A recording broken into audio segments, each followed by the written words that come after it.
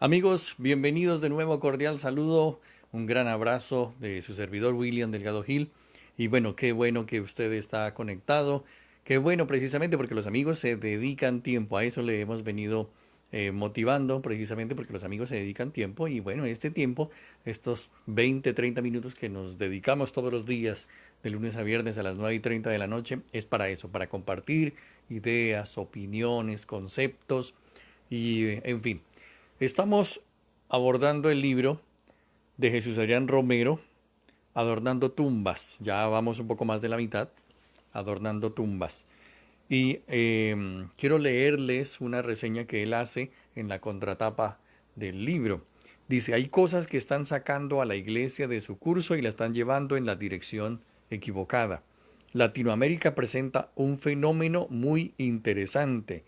Varios factores históricos, socioeconómicos y culturales se han conjugado para crear una fuerza de gravedad que están sacando a la iglesia de su curso y llevándola hacia una forma de radicalismo que no es ni coherente ni bíblico.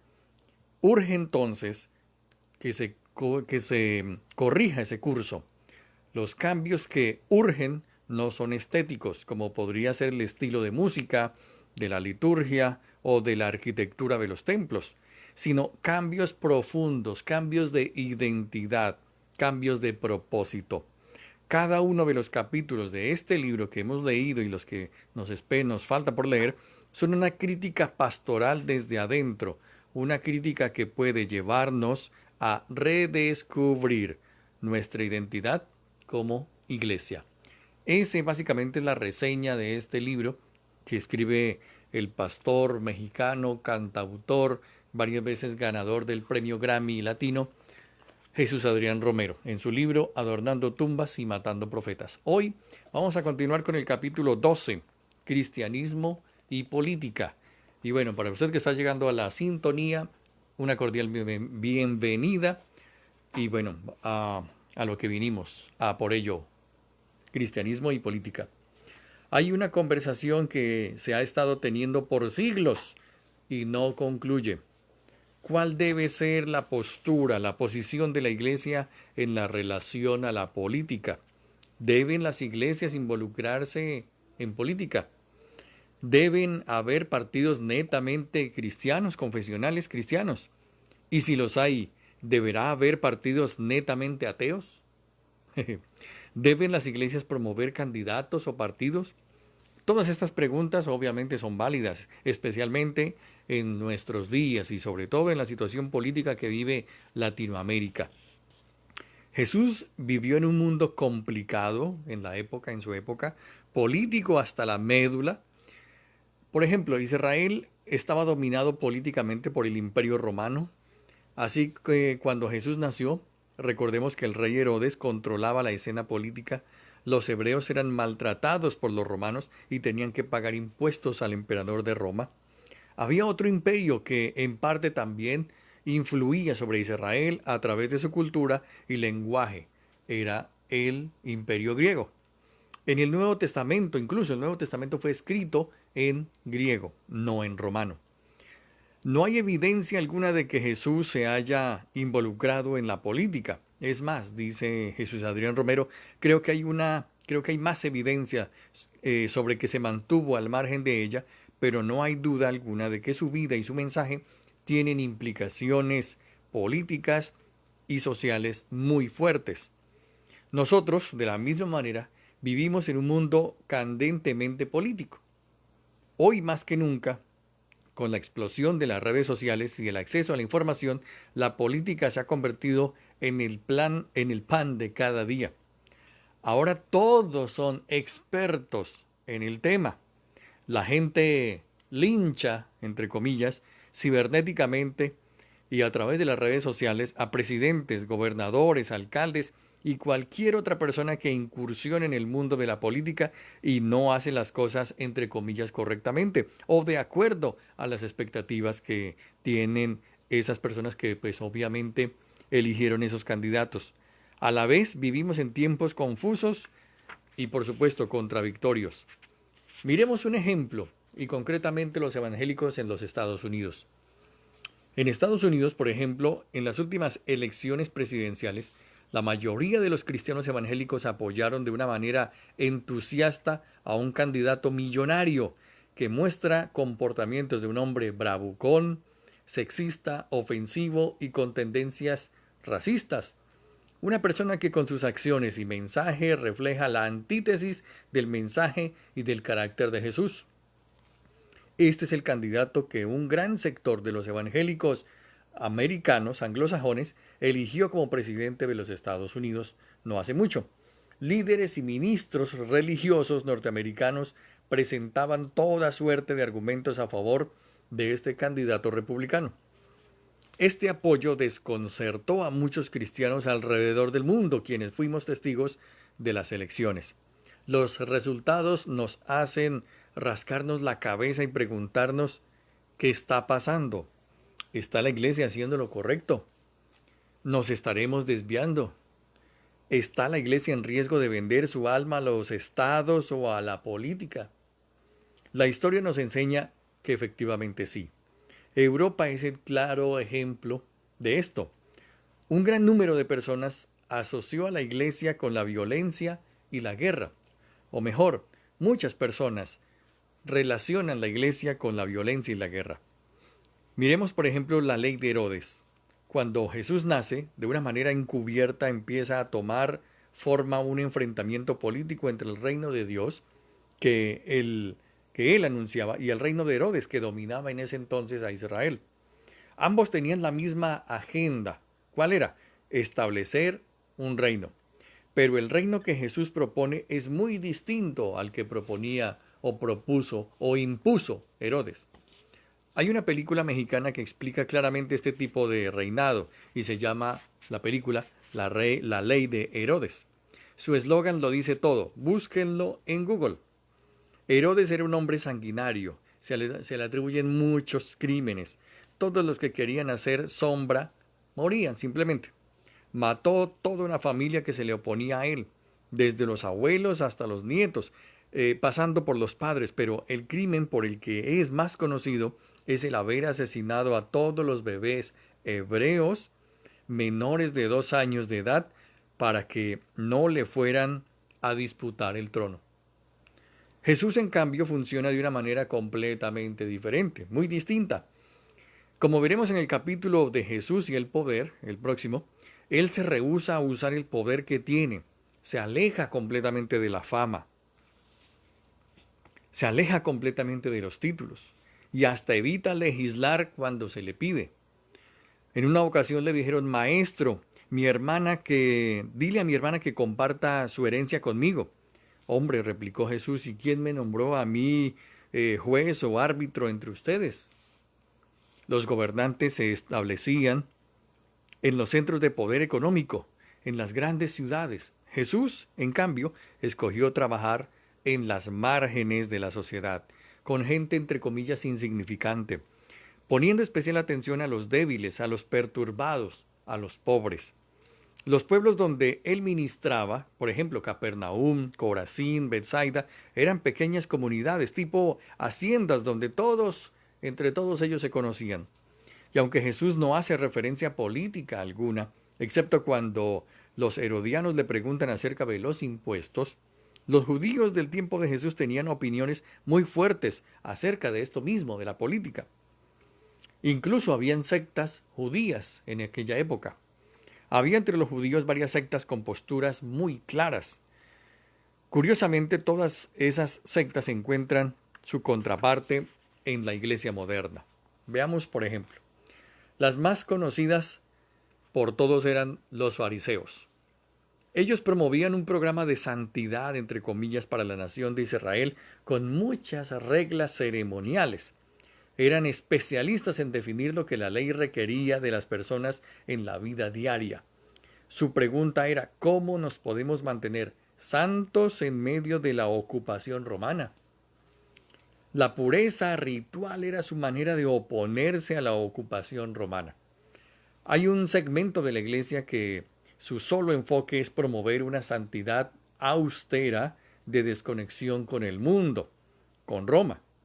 Los fariseos incrementaban más y más el control en las áreas que los romanos no podían dominar.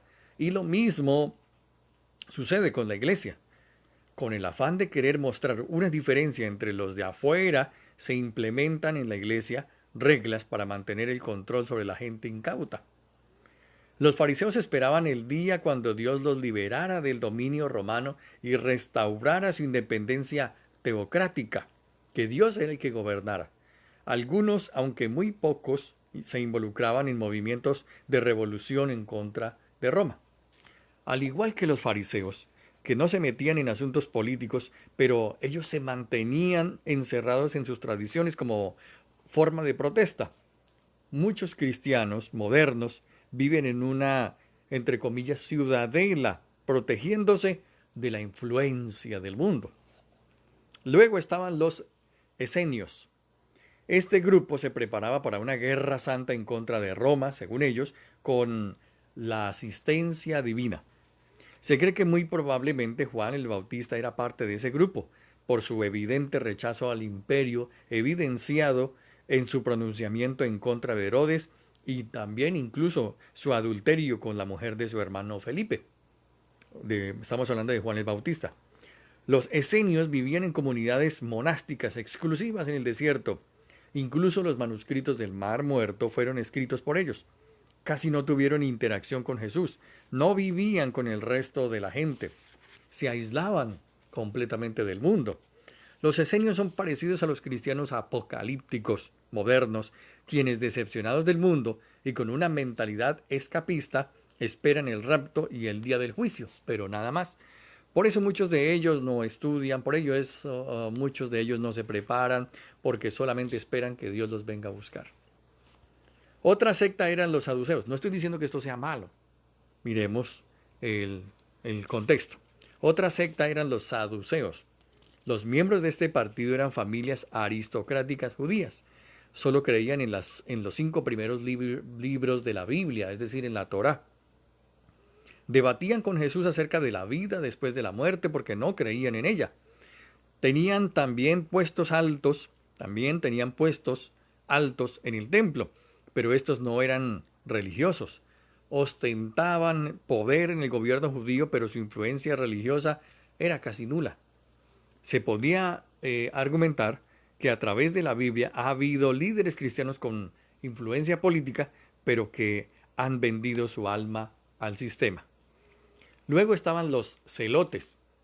Estos eran políticos revolucionarios, militantes, radicales. Basaban su movimiento en el primero de los 10 mandamientos: no tendrás dioses delante de mí. Este grupo surgió cuando los romanos empezaron a imponer tarifas, impuestos, en fin. El pagar esos tributos para ellos significaba que Israel no le pertenecía a Dios, sino le pertenecía a los romanos. Hubo una revuelta en contra de Roma por parte precisamente de este grupo de los celotes, que eran una especie de guerrilleros, lo que llevó a la destrucción del templo en el año 70. Se cree que algunos eran discípulos de Jesús, por ejemplo Simón, obviamente el celote, Judas Iscariote y tal vez Pedro. Los pertenecientes a este grupo llevaban espada, andaban armados y la escondían debajo de sus túnicas para atacar en el momento que fuera necesario. Parecido a lo que hizo Pedro cuando iban a arrestar a Jesús, cuando le cortó la oreja a Malco. Los celotes se asemejan a cristianos que están tratando de establecer una teocracia en este mundo, son militantes, hacen marchas y si encontraran la manera, impondrían un gobierno teocrático que se enfocaría en legislar la moralidad. Finalmente estaban los herodianos. Ellos, como su nombre lo indica, eran judíos influyentes que respaldaban en cambio al rey Herodes y al gobierno romano que él representaba. Se le menciona en la Biblia solo una vez cuando unieron sus fuerzas con los fariseos para atacar a Jesús.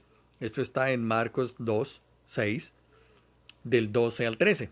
Sin embargo, eran más similares a los saduceos y probablemente no habrían convenido con los fariseos más allá del deseo de silenciar a Jesús. Pero Jesús no se pronuncia a favor de ninguno de ellos, ni tampoco insinúa pensar igual. Aunque la gente esperaba que él tomara alguna postura política, nunca lo hizo. Aun cuando claramente lo querían imponer como rey y liberador o libertador de su pueblo hebreo, él simplemente se escabullía, se escapaba entre las demás gentes. Había dos figuras muy importantes en la historia de Israel y esperaban que Jesús hiciera algo como ellos. Como Mesías, la expectativa que tenía la gente de él era que, al igual que David, Jesús liberaría a Israel del dominio romano. Por eso, estos últimos lo crucificaron como rey de los judíos. La otra figura era Moisés. Por eso, cuando Jesús alimentó a la multitud en la multiplicación de los panes y los peces, lo quisieron hacer rey. Pues les recordó el episodio durante el Éxodo en el que Moisés, alimentó al pueblo de Israel en el desierto con maná del cielo. Jesús huye cuando lo quieren hacer rey. Pero prestó muy poca atención a los romanos. Jesús ignoró ese mundo de poder de Herodes. De hecho, solo se refiere al emperador 2 veces, cuando dice la levadura de Herodes, entre comillas, y esa zorra. Aparte de eso, se mantiene en silencio en relación al gobierno que los dominaba. Pero sí hablaba de un reino. ¿De qué reino hablaba? Obviamente hablaba del reino de Dios. Ese reino es como una semilla de mostaza, dijo. Empieza pequeño, insignificante. Los gobiernos del mundo legislan. El reino de Dios se trata de anunciar las buenas nuevas. ¿Cuál es el enfoque de Jesús? El enfoque de Jesús era Dios, su relación con Dios, el amor de Dios por Israel y el amor de Dios por el mundo entero. Seguramente, más que a ningún político de antes o de ahora, a Jesús le interesaba la gente, su forma de vivir, le interesaba la necesidad de un cambio, pero entendía que ese cambio solo puede darse abrazando los principios del reino de Dios.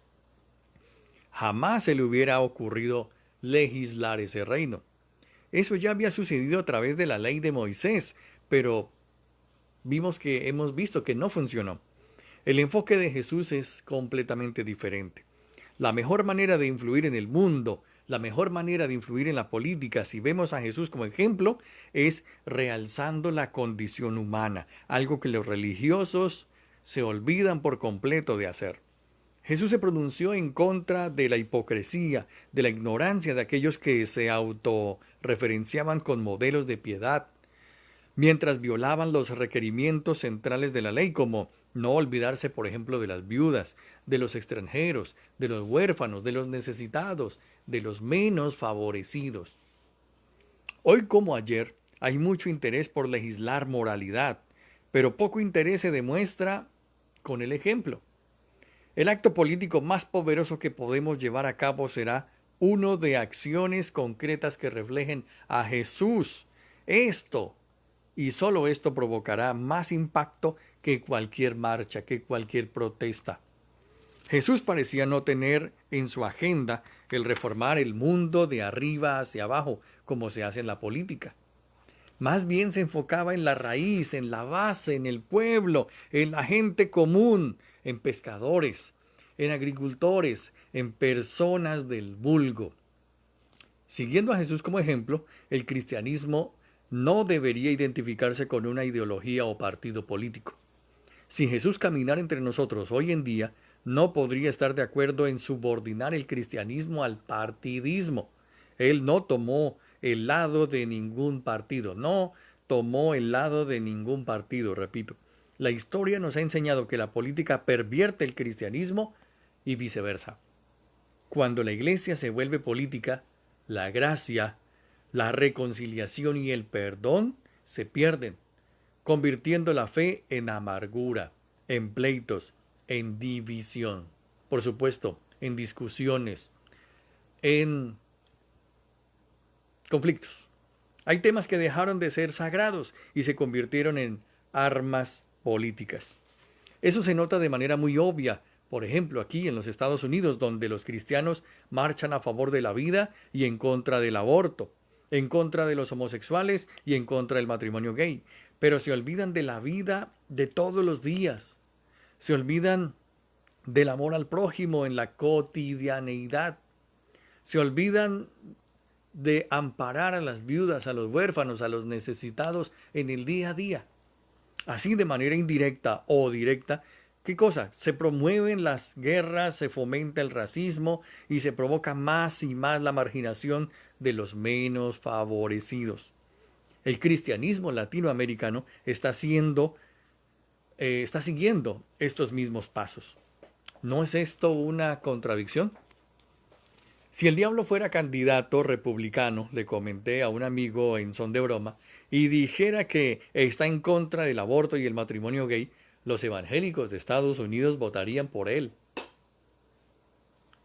Si los creyentes representaran mejor nuestro maestro en un mundo caído, tal vez muchos de los problemas que tenemos desaparecerían.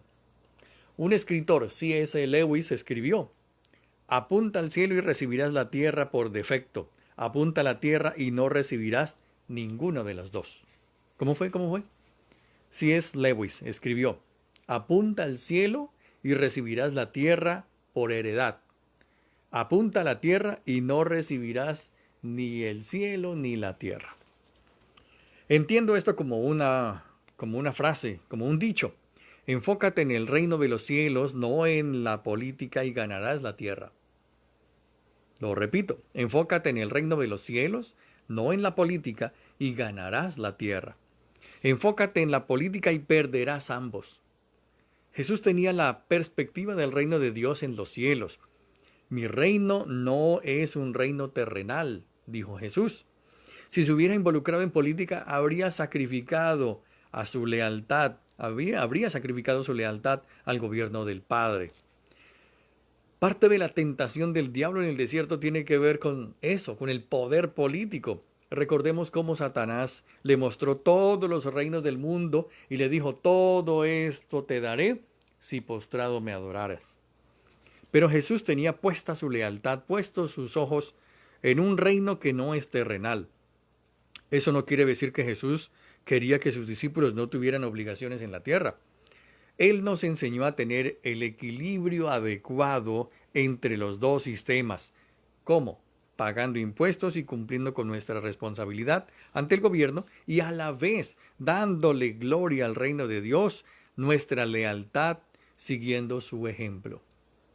La realidad es que Jesús no llena las expectativas políticas que tenemos de él. Por una parte, Jesús no es el Che Guevara que la teología de la liberación en Latinoamérica buscaba, pero tampoco es el Cristo anglosajón, capitalista y beligerante que los evangélicos americanos proponen. ¿Cómo es Jesús? ¿Cómo es Jesús? ¿Por qué no me deja sus comentarios acerca de qué opina de este capítulo, Jesús y el poder? O también incluso del capítulo de ayer, que estábamos mencionando cómo Jesse y Naamán, cómo nosotros debemos ser muy prudentes, muy inteligentes, no astutos, porque hay muchos, entre comillas, cristianos astutos. ¿Cómo así? Hay muchos Jesses, estábamos diciendo en la tarde de ayer, en la noche de ayer. Muchos Jesses y muchos Naamanes. Mira el capítulo de ayer, por favor. Muchas personas que aparentemente son cristianos, pero evaden impuestos, hacen trampa. ¿Quién dijo que un cristiano hace trampa? ¿Quién dijo que un cristiano se salta la barda? ¿Quién dijo que...? No, eso no lo debe hacer un cristiano, porque si la sal se desvaneciere, mejor, si la sal pierde su sabor, pierde su sabor, ¿con qué será salada? Sirve para echarla por allá afuera y hollarla, pisarla nada más. Así que, mis amigos, mis hermanos, este es el consejo que nos trae el libro de Jesús Adrián Romero, Adornando Tumbas. Y mañana, mejor, el lunes. El lunes a las 9:30 de la noche estaremos nuevamente aquí, en vivo y en directo, hablando de Jesús y el poder, que es el capítulo 13. Y nos quedan unos cuantos capítulos, apenas son 22, Jesús y el poder. Y hay uno también que sigue, guarda tu espada, Juan o Jesús, que es el 15, Jesús por defecto, ninguna de las anteriores, el capítulo 18, una fe fragmentada, el capítulo 19, levadura. Vamos a hablar de levadura, viviendo la encarnación y finalmente humildad teológica. Esto es lo que nos resta. Muchas gracias por su tiempo, por la sintonía, por compartir este material con otras personas. Muchas gracias, un servidor. Dios les bendiga. Muchas gracias.